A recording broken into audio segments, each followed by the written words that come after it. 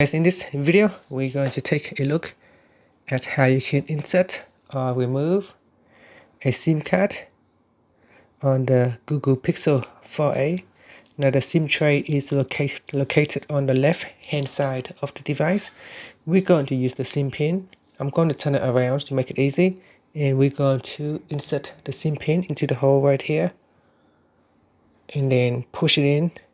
The SIM tray will eject, and we're going to pull it out with our finger.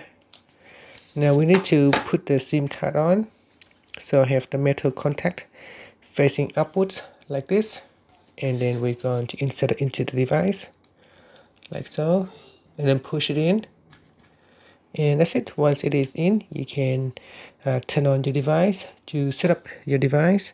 If your phone is already set up, you can start to use the SIM card straight away. Now if your SIM card is locked with a pin, you need to put in the pin to unlock it, and there it is now unlocked. Okay, so to remove the SIM card, again what we're going to do is we're going to put in the SIM pin, push it out, and then you pull it out, and that's it. And that is how you can insert or remove a SIM card on the Google Pixel 4a. And this one uses a nano SIM card. So this is a nano SIM card.